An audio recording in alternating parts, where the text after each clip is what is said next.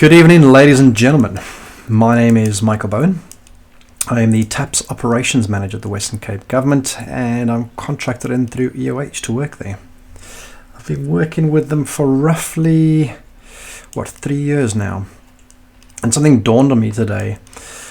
Whilst I do a lot of sharing and coaching and public speaking around my property investments, I don't do as much, or if any at all, around my 9-to-5 role, my employee life, my corporate kind of lifestyle. And I've kept the two very separate, and I've always looked at it as going, employee lifestyle is my cash flow lifestyle, and my property investing is my wealth profile, building up my retirement, building up that stability if anything ever happens in terms of redundancies or businesses closing, which is ever prevalent during this COVID period. And it sustained me well. But the feedback I get from a lot of people in that investing world is the information that I share with them and the partnerships that I go on through with them is invaluable to them. And a lot of them ask why I don't do it in my 9-to-5 role. And it's always been a fear of, would I be watering down or diluting my value and my worth and my dedication that I do in that role? Or would I damage it in any way for my future role? Because I certainly want to sustain the two for a very long time together, so I kept the two apart.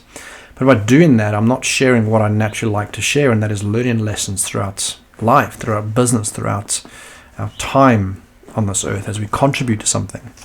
And for me, working at the Western Cape Government is very important. We contribute so much.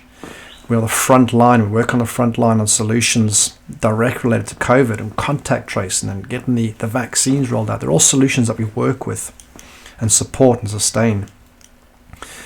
And so we're on a journey at the moment to migrate onto the next level. I started 3 years ago. We started a infrastructure as a service platform migration, moving from on-prem to Azure infrastructure as a service. And there's quite a bit of change that came with that, a lot of human change management that needed to happen. But nothing in comparison to what this platform as a service and Azure model is bringing. The operations role, and it's what I want to speak about today, is changing. And those of us who can adapt to it will remain on, thrive in it. And those of us who resist it will stay behind. The typical status quo of an operations team is around provisioning platforms and services, specifically around SQL and operating systems and SharePoints for collaboration. And that has been our journey for the first 2 years of this. And that has been turned on its head right now by the platform as a service. Because a lot of the roles that we used to play, the patching, the active monitoring, the status, the uptime, the continual service improvement around the actual operating systems and platform to keep it going, has now moved into another entity, Microsoft.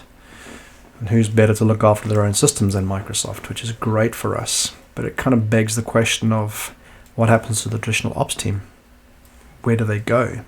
How will they change and morph? And the reality is they won't go. Sure, there'll be some natural attrition from those who resist the change, who don't want to move into the modern ways of working, but they don't necessarily have to.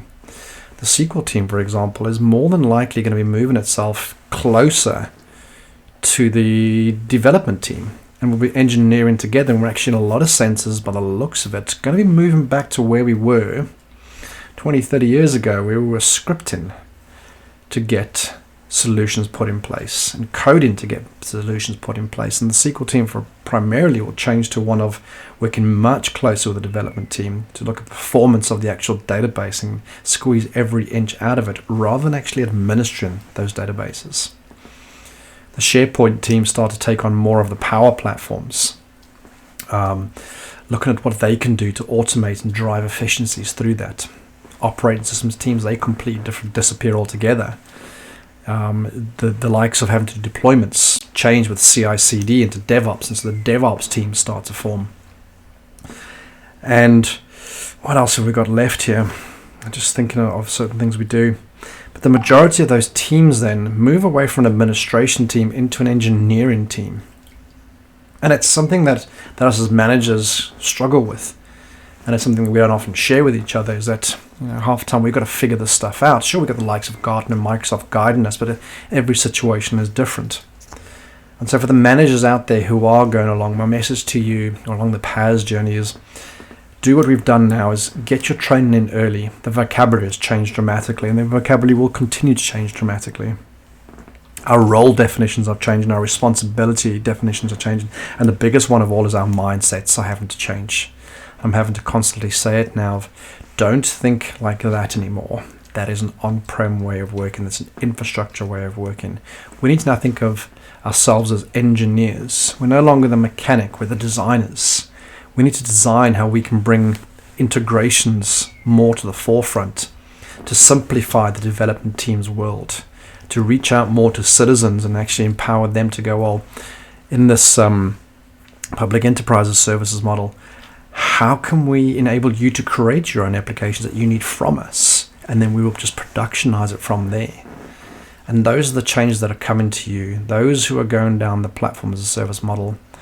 If it's people who've gone down the platform as a service model, please reach out, correct me wherever I'm wrong in this video. I'm just sharing my journey in the hopes that it can actually help others. I hope to be doing a few more of these over the coming months. Just sharing the wins that we have, the upsides, the downsides, the insecurities that we all go through. I'm very willing to share that within my own self, and in the knowledge that there's plenty of others out there who don't share it.